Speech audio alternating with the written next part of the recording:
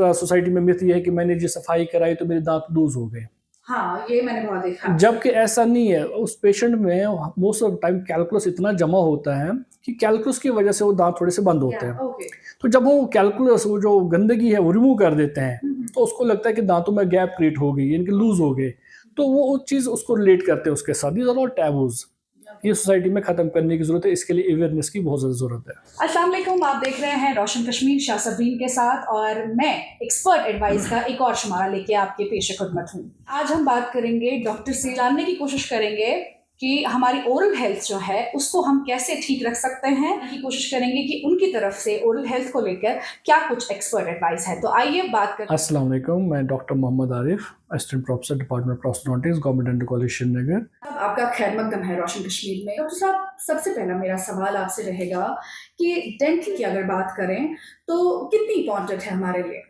देखिए, जैसे कि ओरल हेल्थ है, नेगलेक्टेड मानी जाती है सोसाइटी में। बाकी चीज़ों पे तो ध्यान देते हैं, ओरल हेल्थ पे हम ध्यान नहीं देते हैं।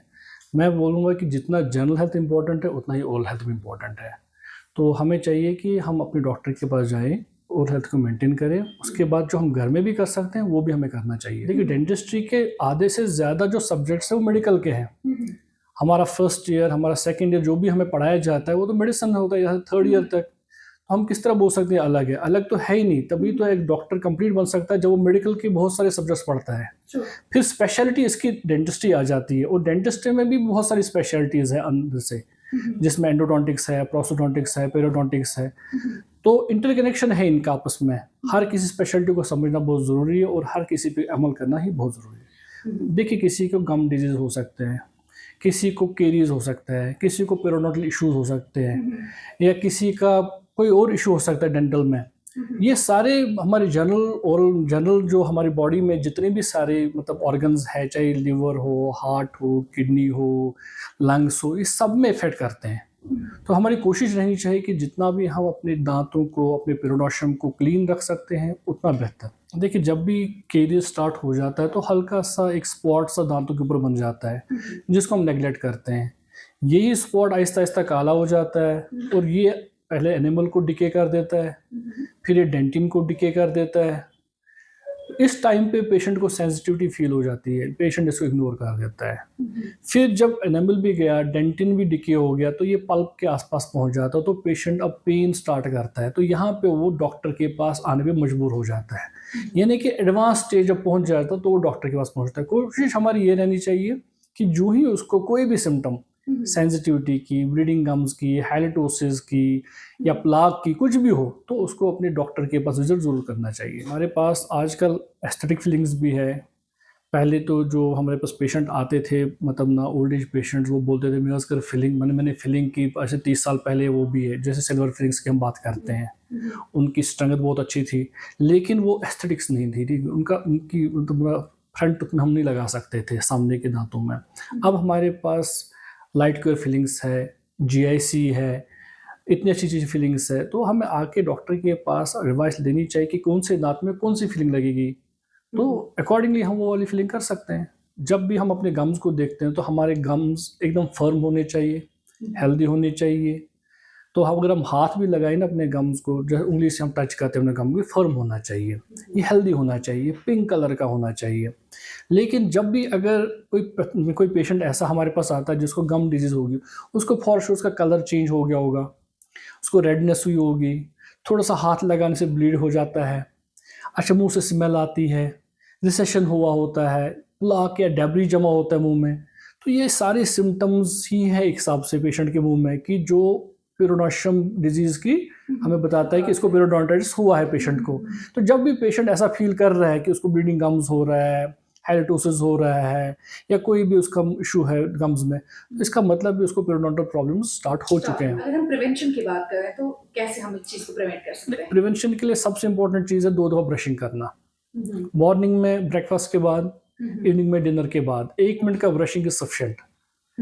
तो पेशेंट को ब्रशिंग के साथ साथ अगर किसी के दांतों में कुछ फंसता है तो उसको फ्लॉस भी करना चाहिए। ठीक है, तो ये तो प्राइमरी चीज़ ही करनी है। उसके बाद अगर प्रोफेशनल क्लीनिंग करनी है, प्रोफेशनल स्केलिंग करनी है, कुछ भी करना है, वो डॉक्टर देख सकता है, वो ही बता सकता है। बिल्कुल, एजुकेशन के लिए पेशेंट को ये समझने की ज़रूरत है कि मुझे सफाई रखनी है दांतों की।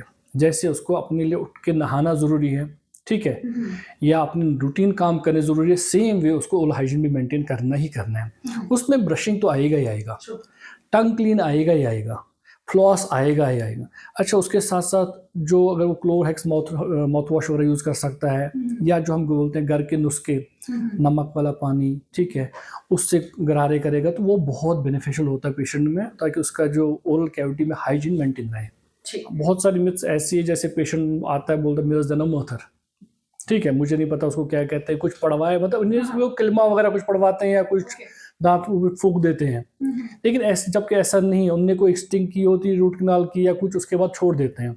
फिर वो किसी पीर के पास जाते हैं, फिर वो उनको तावीज़ या फूक वगैरह कुछ करके थोड़ा उनका सबसाइड होता है कुछ देर तक, जबकि वो पीर की वजह से नहीं, उनसे थोड़ा बहुत ट्रीटमेंट कराया तो उसका असर होता है। उसके बाद जो फिर से पैथोलॉजी एग्रीवेट हो जाती है, फिर वो डॉक्टर के पास को जाना ही पड़ेगा। तो दीज आर द मिथ्स। इन मिथ्स को हमें लड़ने की ज़रूरत है। या दूसरी के डेंटिस्ट्री में दो बहुत इंपॉर्टेंट चीज़ें, एक एस्थेटिक्स डेंटिस्ट्री, ठीक है, जहाँ पे आप पेशेंट का स्माइल मेकर कर सकते हो।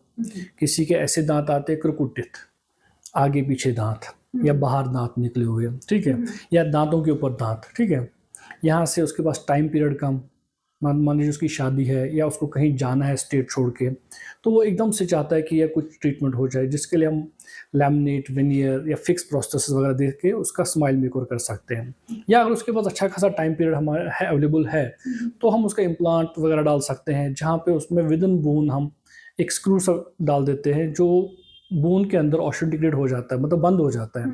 बंद होने के बाद उसी पे हम नए से प्रोसेस दे देते हैं, तो उसका स्माइल मेकओवर हम कर सकते हैं। रिसेंटली अभी बाहर जो कंसेप्ट है Hollywood smile, molar to molar वो लोग कर देते हैं। बहुत अब फिल्म स्टार्स देखते हो ऐसे जिनका स्माइल मेकओवर है, मोस्ट ऑफ द टाइम वो लैमिनेट्स या वेनियर्स कराते हैं।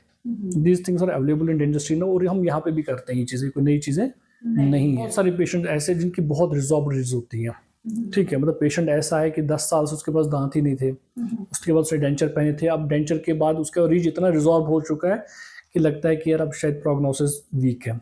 उसके बाद उनको भी हम रिहेबिलिटेट करते हैं हम विद इम्प्लांट ओवर डेंचर से या इम्प्लांट प्रोसेस से, ठीक है। तो या हमारे पास जो यहाँ हॉस्पिटल में पेशेंट आते हैं पर्टिकुलरली पेरिफ्रीज से, मतलब जो जहाँ जंगल एरिया से, जैसे कुलगाम से आते हैं, शोपियान से आते हैं, बियर मॉल पेशेंट्स, बहुत सारे पेशेंट हमारे पास यहाँ आते हैं। हमारे स्टूडेंट्स बहुत मेहनत करते हैं उन पे, हमारी फैकल्टी बहुत मेहनत करती है उन पे, और उनको हम कोलैबोरेट करते हैं अलग डिपार्टमेंट्स के साथ, जैसे मैक्सिलोफेशियल के साथ, जैसे जी प्लास्टिक सर्जरी के साथ, ENT के साथ, ऑप्थेमोलॉजी के साथ। तो हम ये चीज़ें भी बहुत सारा इन पे भी बहुत मेहनत कर रहे हैं। हम जिन जिन पेशेंट्स के दांत निकल चुके हैं और अब वो खा नहीं पा रहे हैं, या उनका एस्थेटिक प्रॉब्लम है या सोशल एम्बैरसमेंट है, तो उनको हम बोलते हैं आप आ जाइए हमारे पास। यहाँ पे तो एक हिसाब से फ्री में ही डेंचर बनता है, कुछ मामूली फ़ीस है, कुछ ज़्यादा फीस नहीं है, और उसमें हम पेशेंट को अच्छे से एक अच्छा डॉक्टर लॉट कर देते हैं। उसको 2-4 विजिट्स करना पड़ता है, उसका अच्छा डेंचर बन जाता है, और उसके बाद वो फंक्शनल हो सकता है, वो अच्छे से खाते हैं, पीते हैं, अपनी ज़िंदगी रूटीन में निभा लेते हैं। कोई भी डॉक्टर रिकमेंड नहीं करेगा खुद से दवाई खाने के लिए, लेकिन ओवर द काउंटर अगर कहीं पे मेडिसिन मिल रही है, या तो उस फार्मासिस्ट को देखना है, या तो जो दवाई ले रहा है उसको देखना है। डॉक्टर तो ऐसे रिकमेंड नहीं करता आप खुद से दवाई ले लो। डॉक्टर पहले आएगा, पेशेंट डॉक्टर के पास आएगा, डॉक्टर देखेगा, तब जाके वो मेडिसिन दे देगा। हम किसी पेशेंट को ऐसे नहीं बोलते कि आप दवाई खा लो खुद से। लेकिन अब इस चीज़ में अवेयरनेस की रिक्वायरमेंट है विद इन सोसाइटी, तो होपफुली इन फ्यूचर ये भी चीज़ हो जाएगी। हमारे क्या प्रिकॉशनरी मेजर्स रहने चाहिए ताकि हम रूट कनाल को अवॉइड कर सकें? पहली बात तो ओरल हाइजीन मेजर्स, चाहे डेब्री जमा हो, प्लाक जमा हो, कैलकुलस जमा हो, पहले तो इनको रिमूव कर दो। उसके बाद अगर थोड़ा बहुत मतलब डिके हुआ है दांत में, उसको रेस्टोर कर दो। डीप केरियस हो तो उसको देखो, उसको जल्दी से रेस्टोर कर दो। लेकिन अगर ये सारे मेजर्स आपने किए ही नहीं है और ये रूट कनाल पे पहुंच चुका है, तो एट अर्ली एज पॉसिबल एंडोडोंट्स के पास जाओ, अपना रूट कनाल करा लो, दांत ठीक हो सकता है। रूट कनाल कराया, उससे अब मेरे पूरे दांतों में ही इफेक्ट पड़ गया, मेरे गम्स में भी उसी वजह से प्रॉब्लम हुई, ये किस हद तक सही है? देखिए, जब भी पेशेंट आता है ना एक प्रॉब्लम लेके, उसको हम बोलते हैं कि चीफ कंप्लेंट उसे क्या है। लेकिन चीफ कंप्लेंट के साथ साथ बहुत सारी कंप्लेंट्स होती है जो पेशेंट जिन पे ध्यान नहीं देता है, जो मतलब ना सप्लीमेंट्री होते हैं। मतलब उसका केरीज भी होगा, उसको पीरियोडोंटल प्रॉब्लम्स भी होंगी, उसको कैलकुलस भी होगा। जब वो डॉक्टर के पास आता है, डॉक्टर सभी चीज़ों अवेयर करता है उसके बाद। वो बोलता है कि भाई आपको स्केलिंग की रिक्वायरमेंट भी है, आपको दांत कहीं पे मिस हो गया वो भी लगाने की रिक्वायरमेंट है, अच्छा आपका ओरल हाइजीन मेंटेन रिक्वायरमेंट भी है। तो पेशेंट उस टाइम पे बोलता है यार मैं गया था डॉक्टर के पास एक और और मतलब ये चीज़ करने के लिए डॉक्टर ने मुझे 10 चीज़ करा दी, शायद डॉक्टर का इसमें कोई फ़ायदा है, फायदा है। जबकि डॉक्टर का कोई फ़ायदा नहीं। डॉक्टर का फ़र्ज़ बनता है कि पेशेंट को अवेयर कराए कि उसके मुंह में कितने सारे प्रॉब्लम्स हैं। अब सबसे इंपॉर्टेंट चीज़ है जो मेन कंप्लेंट है, जिसको हम चीफ कंप्लेंट बोलते हैं, पहले उसको सॉर्ट आउट करने के बाद वो सारी छोटी छोटी कंप्लेंट भी सॉर्ट आउट करनी है। देखो जो आप बात कर रहे हो सरफेस केरीज की, जी जी। सरफेस केरीज जैसे ओक्लूजल केरीज है, प्रॉक्सिमल केरीज है, ये भी हो सकता है, ये कोई नई चीज़ नहीं है। लेकिन जहाँ पे दांत का सरफेस कुछ इस तरह बनी वॉश बार बार हो रहा है, तो वहाँ पे चांसेस कम है कि वहाँ पे केरीज लगे। अगर किसी को लग भी जाए उसको हम रेस्टोर कर सकते हैं, ऐसा कुछ नहीं कर सकते रेस्टोर, हो सकता है रेस्टोर। एक होता है पेस्ट, दूसरा होता है मेडिकेटेड पेस्ट। राइट। किसी को सफाई करनी है उसके लिए पेस्ट है, ओके। लेकिन किसी को सेंसिटिविटी का इशू है उसके लिए मेडिकेटेड पेस्ट है। हाँ, नॉर्मल पेशेंट के लिए मेडिकेटेड पेस्ट नहीं। नहीं है। हर किसी के लिए एक जैसा पेस्ट नहीं लग सकता है। राइट। जिसको जो इशू होगा उसको वही हम दे देते हैं। तो एज पर डॉक्टर रिकमेंडेशन आपको उसको देखना पड़ेगा पेशेंट को कि किसको कौन सी चीज़ की रिक्वायरमेंट है, उसी के हिसाब से हम प्रेस्क्राइब करते हैं। ये डिपेंड करता है कि पेशेंट की कंडीशन क्या है। अब मान लीजिए कि पेशेंट का पहले दांत एक्सपोज हो चुका है, उसको पेन हो रहा है और उसको सेंसिटिविटी फील कर रहा है। अब मेडिकेटेड पेस्ट से भी कुछ नहीं होगा, मे भी उसको रूट कनाल कराने की रिक्वायरमेंट हो। तो यहाँ पे ऐसे पेशेंट्स आ जाते हैं जो सेंसिटिव और पेन में डिफ्रेंशिएट नहीं कर पाते हैं। तो पहले देखना जरूरी है कि सेंसिटिविटी है कि पेन है। अगर सेंसिटिविटी है तो उसको हम उसी हिसाब से ट्रीट करेंगे, अगर पेन है तो उसको उस हिसाब से ट्रीट करेंगे। मैं तो जनरल पब्लिक को यही बोलूँगा कि भाई आप दो दो ब्रश करो, ठीक है, एक मिनट ब्रश करो। ब्रशिंग टेक्निक आपकी प्रॉपर होनी चाहिए, हार्ड ब्रश यूज़ नहीं करना है, सॉफ्ट ब्रश यूज़ करना है। ब्रशिंग जो पेस्ट अमाउंट है वो भी मिनिमम होना चाहिए, वो भी ज़्यादा नहीं होना चाहिए। उसके बाद once your brushing is done morning and evening, कुल्ला भी कर लो अच्छे से किसी अच्छे माउथ वॉश से, फ्लॉस भी कर लो, अगर दांत में खाना फंसता है वहाँ पे फ्लॉस भी कर लो, और टंग जो क्लीन है वो भी कर लो। तो ओवरऑल पीरियोडोंटियम, दांत, ऑरल कैविटी सबका ध्यान दो, तब जाके आपका ओरल हाइजीन मेंटेन रहेगा।